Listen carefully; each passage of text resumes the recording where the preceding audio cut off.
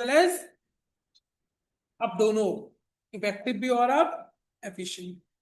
पक्का एक case study फंसेगी इफेक्टिव या एफिशिएंट। पूछेगा दो प्रोडक्शन टीम है, एक टीम ने टाइम पे काम कर लिया, बताओ वो इफेक्टिव है कि एफिशिएंट है। आइदर इफेक्टिव और एफिशिएंट या नन ऑफ दिस। पक्का आना ही आना है एक एमसीक्यू, वरना केस स्टडी दे देगा प्रॉपर 3 नंबर। ये तो 100% वाला क्वेश्चन है, आ गया मान लो। तो देखो, मैनेजमेंट एक प्रोसेस है। इधर, हाँ चलो ऊपर से दिख जाएगा तो ऊपर ही आ जाओ, इधर देखना है तो इधर देख लो, एक ही बात। मैनेजमेंट एक प्रोसेस है। अभी बताऊंगा प्रोसेस कैसा है। Management is a process of getting things done. मुझे काम करवाना है, मुझे खुद नहीं करना काम। मैनेजमेंट में क्या करना होता है? I have to manage the work. I am the manager of a company. तो मुझे दूसरों से काम कराना है, खुद नहीं करना सब कुछ। अगर सब कुछ मैं खुद करने बैठ गया तो मैं कुछ भी नहीं कर पाऊंगा। तो मुझे दूसरों से काम करवाना है, getting things done with the aim of achieving goal effectively and. एक ही गोल है, काम अच्छा टाइम पर होना चाहिए। टाइम पर हो जाए इफेक्टिव, अच्छा हो जाए एफिशिएंट। तो management is the process of getting things done with the aim of achieving goal effectively and efficiently. ये एक प्रोसेस है, एक काम करने का तरीका है जिसमें आप थिंग्स काम करवाते हो, अचीविंग गोल्स इफेक्टिवली एंड। हर एक मैनेजमेंट होती है। और दूसरों से काम करवाना है, गेटिंग थिंग्स डन, खुद नहीं करना, इफेक्टिवली एंड एफिशिएंटली। सपोज करो मैं एक टीचर हूं। मैं मैंने साइंस पढ़ाना भी शुरू कर, ठीक है। साइंस में मैं फिजिक्स, केमिस्ट्री, बायो भी पढ़ानी स्टार्ट कर दी। कॉमर्स में मैंने अकाउंट्स, इको, बीएससी और मैथ्स भी शुरू कर दी मैंने। लो, आर्ट्स नहीं पढ़ाता, मैंने ये 7 सब्जेक्ट पढ़ाने स्टार्ट किए। मैं सुबह 10 बजे आता हूँ और रात के 8 बजे तक पढ़ाता हूँ। तो बताओ मेरी एफिशिएंसी गिरेगी कि नहीं गिरेगी? बिल्कुल गिरेगी। अगर मैं सब कुछ खुद ही करने लग जाऊंगा तो मेरी तो एफिशिएंसी बिल्कुल डाउन हो जाएगी। तो इफेक्टिव भी और एफिशिएंट भी दोनों होने चाहिए। हाँ, बीएसटी की स्टार्ट करी थी इनकी। बीएसटी। जी। अच्छा, तो काम करना है हमें इफेक्टिवली एंड एफिशिएंटली। क्लियर है Shiven? Effectively and efficient. Done definition. दोबारा एक बार बोल रहा हूं। Management is the process of getting things done with the aim of achieving goal effectively and efficiently. Raghav बोलो definition. Aim of achieving goal, तुम बोलो Parth. Movement is a process with the aim of achieving the goals and getting work done effectively and, effectively. बिल्कुल ठीक है, तुम्हें याद हुई? बोलो। Movement is the process of getting things done with the aim of achieving goals with efficiently and effectively. बिल्कुल ठीक है। कैरेक्टरिस्टिक ऑफ मैनेजमेंट, जो कैरेक्टरिस्टिक मैं आज लिखवा रहा हूं, ये तुम हर एक के कैरेक्टरिस्टिक, हर एक के फीचर में चिपका के आ सकते। मतलब आगे मैं जितने भी चैप्टर पढ़ाऊंगा ना, प्लानिंग, ऑर्गेनाइजिंग, कंट्रोलिंग, सबके फीचर सेम है। तो यहां याद कर लो, हर चैप्टर में काम आएंगे।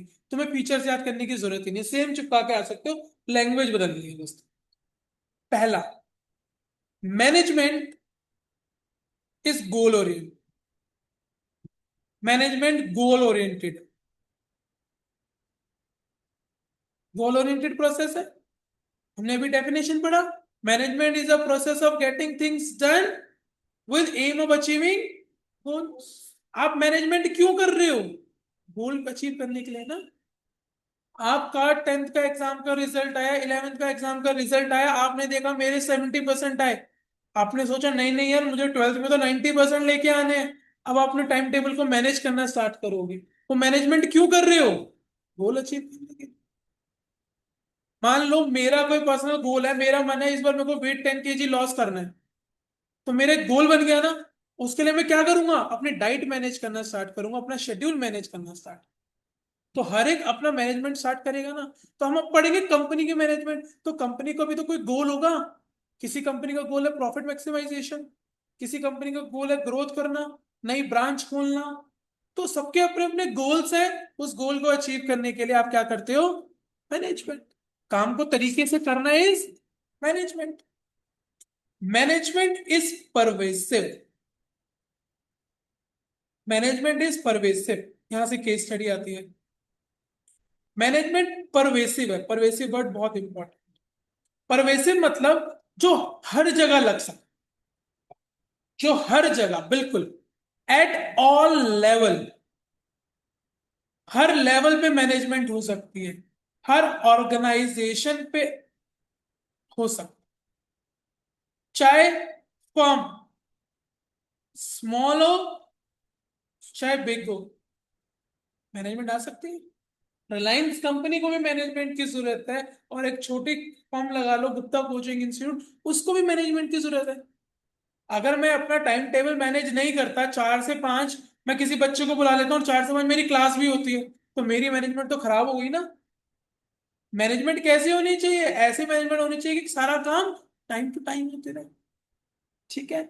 तो मैनेजमेंट इज परवेसिव, सारी फर्म्स के ऊपर लग, चाहे छोटी हो चाहे बड़ी हो, कोई सा भी साइज हो फर्म का, दोनों को मैनेजमेंट चाहिए।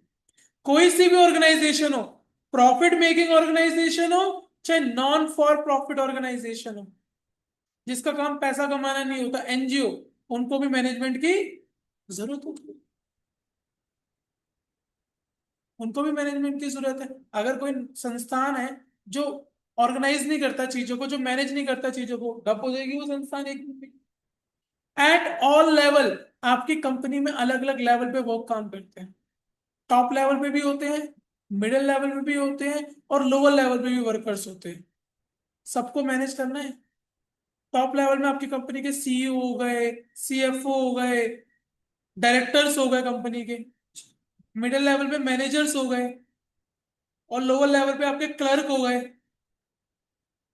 जो काम करते हैं, वर्कमैन हो गए। तो आपको सबको मैनेज करना है ना।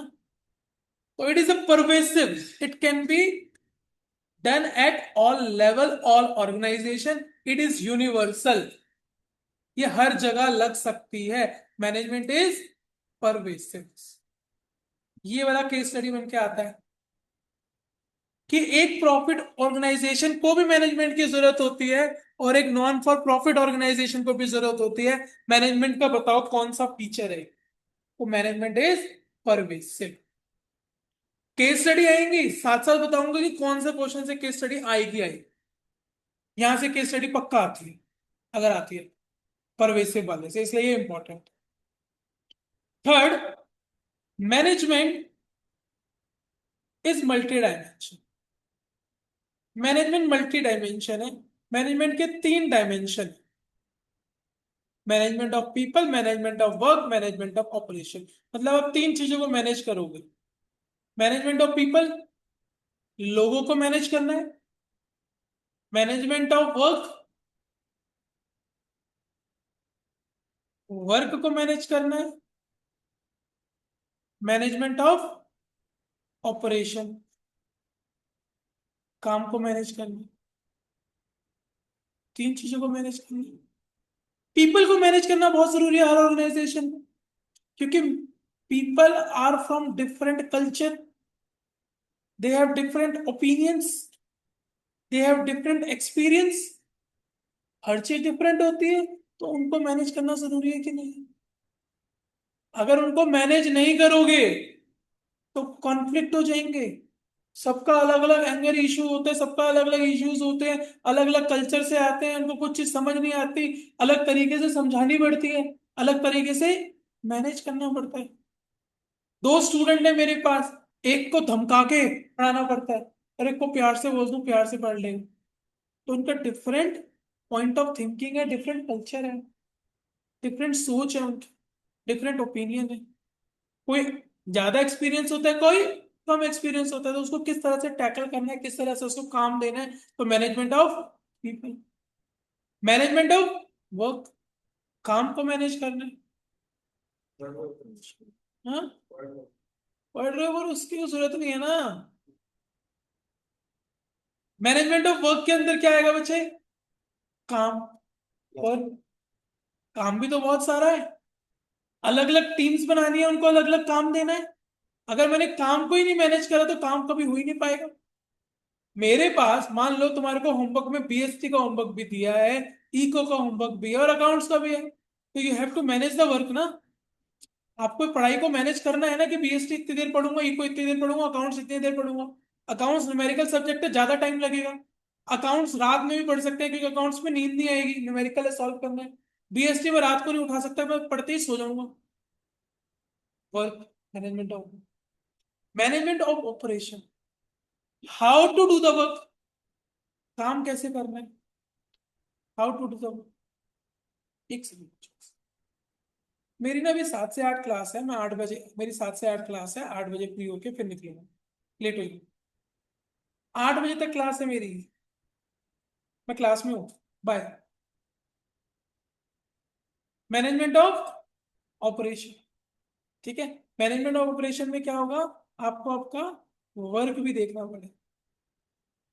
क्लियर है। ऑपरेशन मतलब आपका काम करने का तरीका, ऑपरेशन मतलब एक परचेज डिपार्टमेंट होता है, एक सेल्स डिपार्टमेंट होता है, इनमें अलग अलग ऑपरेशंस होते हैं, उनको मैनेज करना, वो सब ऑपरेशन में आते हैं। तो हमने 3 पढ़े, management goal oriented, management pervasive, management multi dimension. Dimension 3 होते हैं, पीपल वर्क ऑपरेशन। यहां तो याद हो गया, goal oriented, pervasive, multi dimension. Dimension में भी 3 होते हैं, people work and operation. Management is a continuous process. Management एक कॉन्टिन्यूअस प्रोसेस है। डेली सुनूंगा, हर क्लास में जब भी पढ़ाऊंगा याद हो जाएगा अपने आप। वो याद कर, वैसे याद करने के जो इतने कुछ बच्चे ऐसे बना लेते हैं, PCMYD वो सब बनाते हैं, वो सब मत बनाना पार्ट, समझना और लिखना। कॉन्टिन्यूअस प्रोसेस है, मतलब लगातार चलता रहता है, कभी खत्म नहीं होता। मतलब मैंने मैनेजमेंट करा, मैंने आज 12th के लिए मैनेज करा, फिर मैं बीकॉम के लिए मैनेज करूंगा, फिर मैं आगे जो पढ़ूंगा सीए करूंगा तो सीए के लिए मैनेज करूंगा। तुम लोगों के लिए बोल रहा हूँ, तो मैनेजमेंट तो चलती रहेगी। आज का डे मैनेज करा, फिर कल का डे मैनेज करोगे, फिर जब पढ़ाई पूरी हो जाएगी जॉब के लिए मैनेजमेंट शुरू कर दोगे। ऐसी कंपनी में आज 1 महीने के लिए मैनेज करा, फिर अगले महीने के लिए दोबारा, फिर महीने, जब तक कंपनी चलेगी मैनेजमेंट। तो it is a continuous process, it is a never ending process. Management एक कॉन्टिन्यूअस प्रोसेस। मैनेजमेंट के अंदर सबसे पहले प्लानिंग आती है, फिर आप ऑर्गेनाइज करते हो चीजों को, फिर आप स्टाफिंग करते हो, फिर आप उनको डायरेक्ट करते हो, फिर आप उनको कंट्रोल करते हो, और ये साइकिल दोबारा शुरू हो जाती है प्लानिंग से। तो it is a never ending process, it is a continuous process. Management is a group activity. Management एक ग्रुप एक्टिविटी है, अकेले तो कर ही नहीं सकते ना। कंपनी में अगर आपको कुछ मैनेजमेंट करनी है तो अकेले थोड़ी करोगे, 15-20 लोगों के साथ मिलकर करोगे। It is a group act, अलग अलग जने आपको ज्वाइन करेंगे, अकेले कोई काम नहीं कर सकते। मैनेजमेंट अपने आप को, चलो मैं तो इंडिविजुअल लेवल पे बोल रहा हूँ, चलो तुम अपने आप को मैनेज कर रहे हो, पर इन रियलिटी कंपनी में आप एचआर हो। एचआर कौन होता है, ह्यूमन रिसोर्स मैनेजर। इसका काम क्या होता है, कंपनी के लोगों को मैनेज करना, कंपनी के काम को मैनेज। रिक्रूटमेंट जॉब यही देता है, क्वेरीज यही सुनता है, तो लोगों की सुनेगा ना। It is a group activity, अकेले करने वाली चीज थोड़ी है management. Management is dynamic function.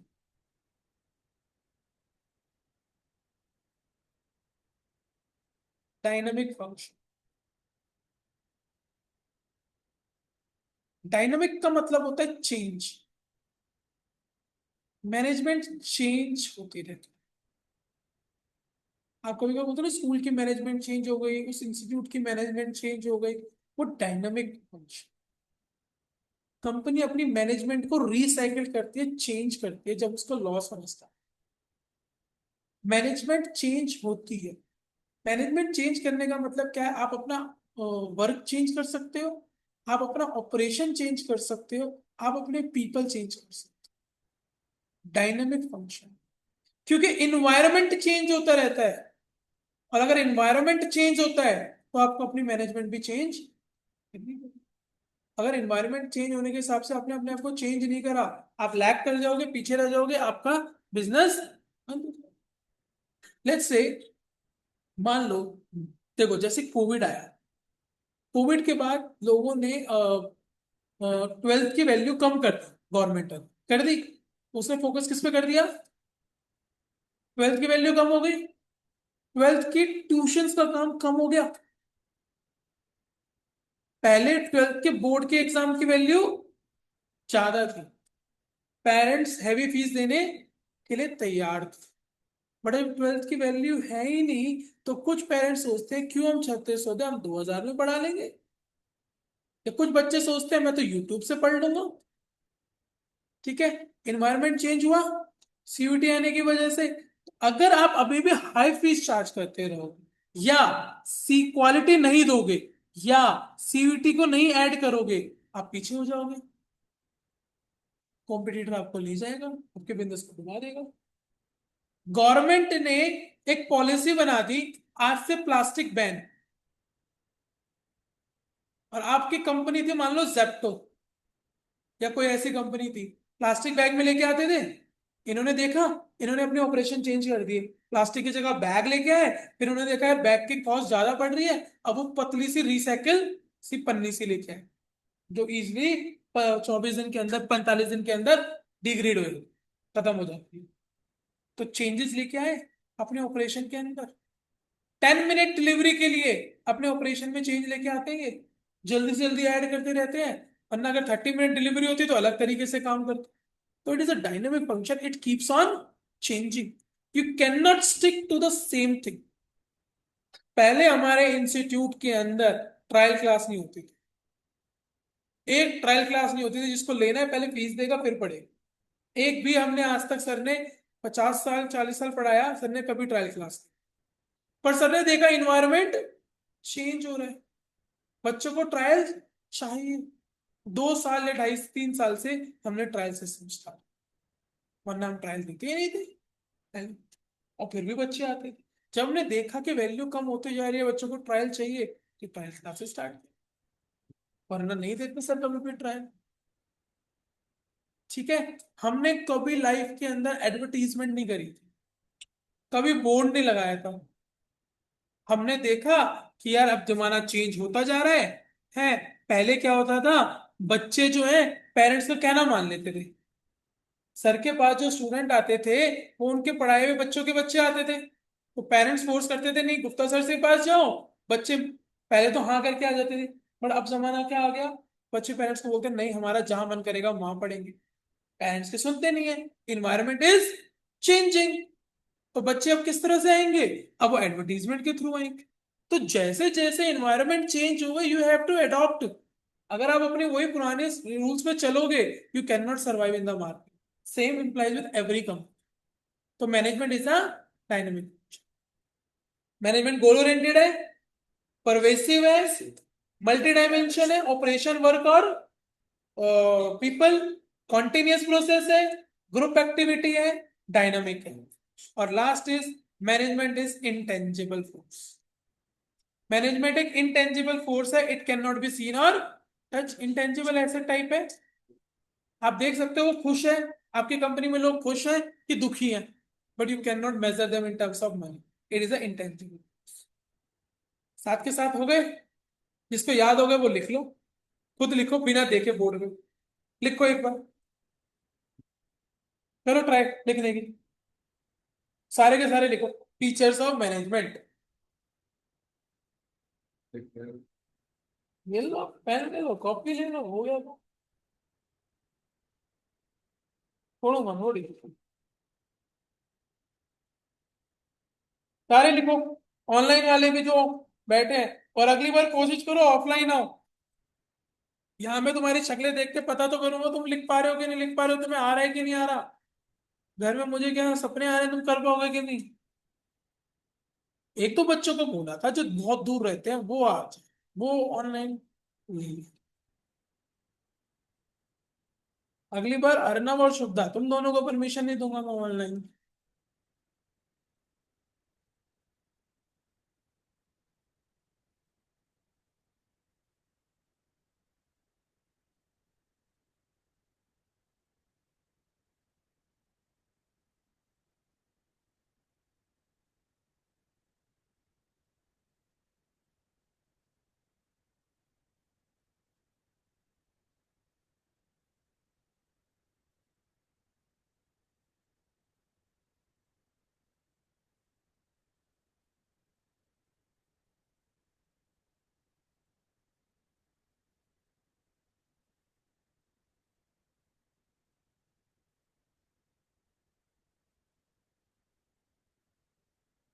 सात।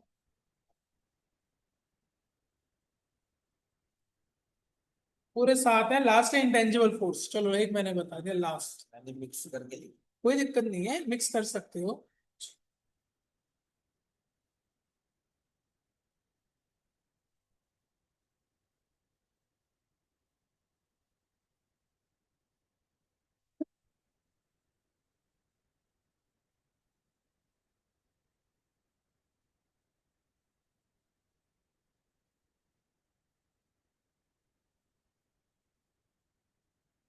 हो गए। चलो शिवेन बोलो सारे के सारे सातों। देखो, मल्टी डायमेंशन बोला इस बच्चे ने, अभी देख लेना आ जाएगा। Pervasive, intangible force, continuous, goal oriented, dynamic. एक गोल ओरिएंटेड हो गया, डायनामिक हो गया, pervasive, multi dimension, intangible, continuous, group activity. तीन तीन छह और एक साथ। ठीक है। विधि, मैनेजमेंट की डेफिनेशन।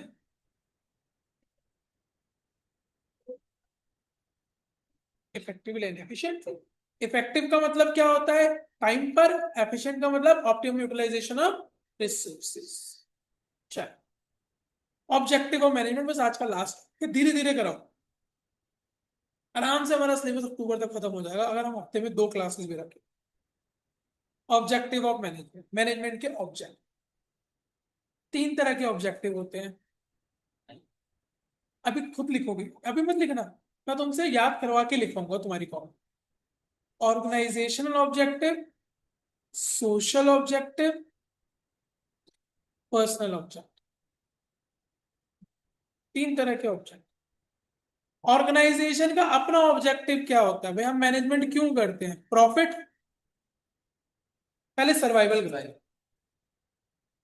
पहले तो सर्वाइव कर लूं मैं, फिर प्रॉफिट कमा लूंगा।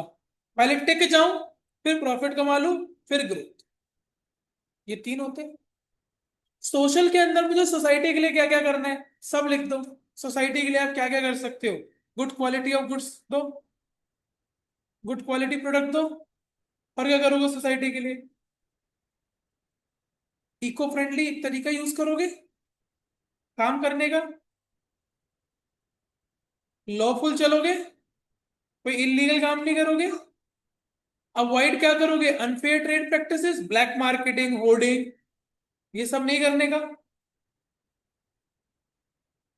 और बोलो। हम्म। ठीक है चलो। एम्प्लॉयमेंट जनरेट करोगे, एम्प्लॉयमेंट जनरेशन, और वो भी to the weaker section of the society. Instead of placing a factory in Hyderabad, Delhi, we should place it in Bihar और ऐसी जगह लगे जो बहुत ही वीक है, मध्य प्रदेश, ताकि वो भी डेवलप हो जाए एरिया। सरकार करती है ऐसे, लोगों को बोलती है कि नहीं यार आप उधर जाके प्लान करो, उधर हम आपको टैक्स भी दे दें। Basically government make some special economic zone, zone बना देगी कि अगर इंडिया के इस पार्ट में तुम काम करोगे तो तुम्हारे को 5 साल तक टैक्स फ्री, जाओ तुम्हें 2 साल तक इलेक्ट्रिसिटी फ्री, ताकि वो एरिया डेवलप। ज्यादातर मध्य प्रदेश साउथ में ऐसी जगह सरकार कर देती, जगह बना देती। जो बहुत ही पुराना जमाना का लोग होते हैं ना, यहाँ पर बहुत ही रूरल एरिया होता है, वहां पर सरकार स्पेशल इकोनॉमिक जोन, ताकि कंपनी आएगी तो एम्प्लॉयमेंट मिलेगी वहां के लोगों को, लोगों की जब सैलरी बढ़ेगी तो उनका लाइफस्टाइल बढ़ेगा। रोड्स डेवलप होंगे क्योंकि ट्रक्स आएंगे तो रोड बननी स्टार्ट हो जाएंगे, तो वो एरिया अपने आप डेवलप होता है। जहां इंडस्ट्री आएगी वहां एरिया डेवलपमेंट होगी, सीधी सीधी बात।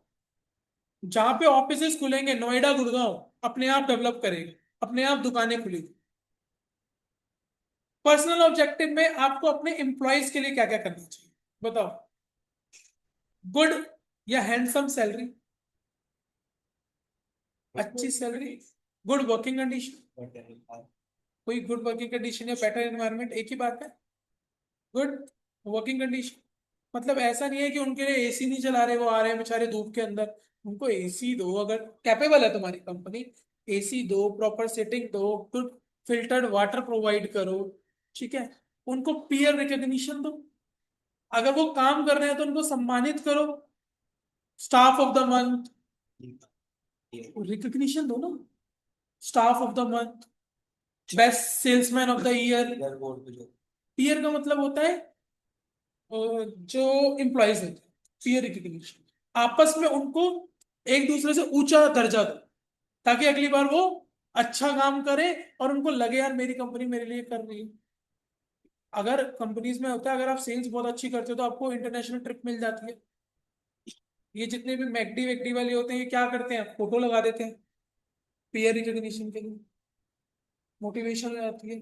अगर मान लो मैंने मंथली रिजल्ट लिया अकाउंट्स का, और जिसके 3 बच्चों को इनके टॉप रिजल्ट आए पूरे इंस्टीट्यूट में, उनकी फोटो यहाँ लगा दी, ठीक है थोड़ी शर्म आएगी बट ठीक है चलेगा, यहाँ फोटो लगा दी उनके स्कोर के साथ, या नाम लिख दिया स्कोर के साथ, क्या हमें मोटिवेशन नहीं आएगी?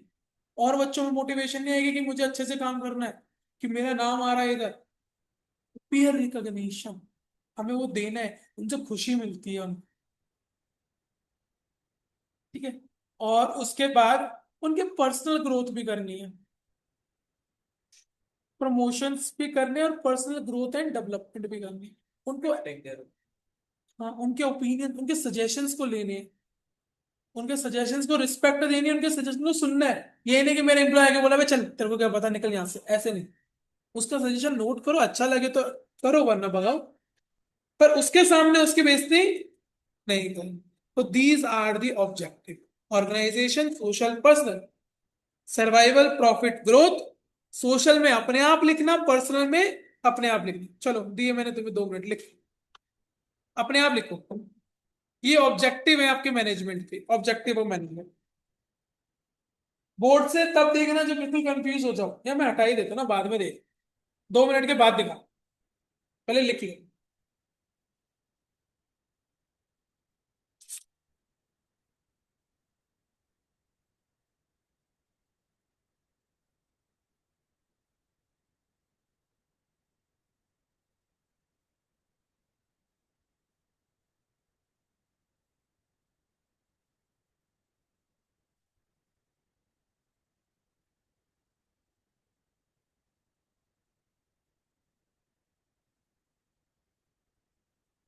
उनमें कहा था कुछ पार्ट, पहले चैप्टर। पहला चैप्टर हो गया, एक चैप्टर मैंने नहीं पढ़ा।